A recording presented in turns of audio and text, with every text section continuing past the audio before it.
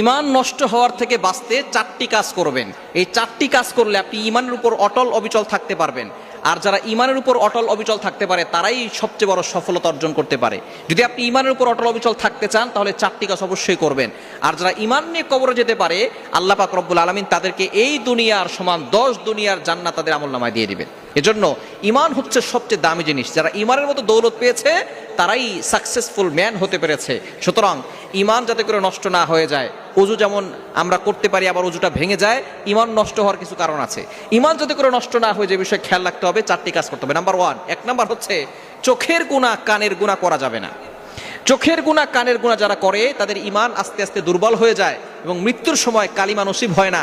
মৃত্যুর সময় তারা ইমান নিয়ে কবরে যেতে পারে না।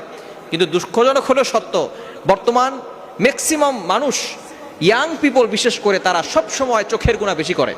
মোবাইল পেয়েছে, অ্যান্ড্রয়েড ফোন, পুরো জগৎটাই কেন যেমন হাতের মুঠোয় চলে এসেছে, পুরো পৃথিবী হাতের মুঠোয় চলে এসেছে। এখন তারা যে কোনো সময় ইউটিউবে সার্চ করলে, গুগলে সার্চ করলে সব কিছু পেয়ে যেতে পারে। চোখের গুনাহ তারা ছাড়তে পারতেছে না। এই চোখের গুনাহ 1টা 2টা 3টা পর্যন্ত রাত চলে। চোখের গুনাহ কানের গুনাহ করে, কানে হেডফোন লাগিয়ে বিভিন্ন গান শোনে, ইংলিশ গান, হিন্দি গান, বাংলা গান। এই গান শোনা থেকে নিজেকে দূরে রাখতে হবে। এই চোখ কান হেফাজত করতে হবে, চোখের গুনাহ করা যাবে না। আল্লাহ তাআলা নিজে বলে দিয়েছেন 18 নম্বর পারা 12 নম্বর পৃষ্ঠা 6, 7, 8, 9 নম্বর লাইন, সূরা নূরের 30, 31 নম্বর আয়াত। রব্বুল আলামিন বলেন, কুল লিল মুমিনিনা ইয়াগুদ্দু মিন আবসারিহিম ওয়া ইয়াহফাজু ফুরুজাহুম। নবী হে, আপনি আপনার পুরুষ মুমিনদেরকে বলে দেন 1 নম্বরে তারা যেন তাদের চোখকে হেফাজত করে। কুল লিল মুমিনিনা ইয়াগুদ্দু মিন আবসারিহিম ওয়া ইয়াহফাজু ফুরুজাহুম, তাদের কানকে যেন, লজ্জাস্থানকে যেন হেফাজত করে। 1 নম্বর হচ্ছে চোখ, চোখকে হেফাজত করতে হবে। চোখকে কখনো আপনি এই চোখের মাধ্যমে গুনাহের কাজ করবেন না, চোখের শাটারকে ডাউন করে রাখবেন। পরবর্তী আয়াতে নারীদেরকে আল্লাহ তাআলা বলে দিয়েছেন। সুতরাং চোখের গুনাহ থেকে বাঁচবেন, কানের গুনাহ থেকে বাঁচবেন। 2 নাম্বার হচ্ছে হারাম খাওয়া যাবে না। হারাম খেলে কোনো ইবাদত আল্লাহ কবুল করবে না।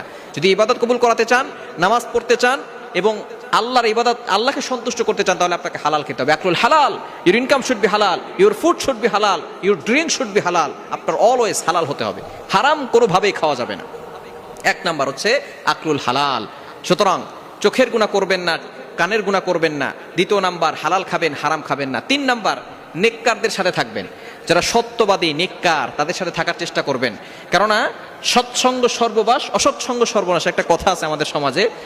মানুষের সাথে যদি ভালো মানুষের সাথে থাকেন ভালো মানুষ হবেন, আর যদি বদমাইশের সাথে থাকেন বদমাইশ হবেন। এজন্য বন্ধু চয়ন করবেন ভালো মানুষ, যাদেরকে দেখলে আল্লাহর কথা স্মরণ হয়, যাদেরকে দেখলে কোরআন পড়তে মনে চায়, যাদের সাথে থাকলে আল্লাহ ইবাদত করতে মনে চায়, তাদের সাথে থাকার চেষ্টা করবেন। তাহলেই আপনার জীবনে শান্তি আসবে এবং আপনি ইমানের সাথে অটল অবিচল থাকতে পারবেন।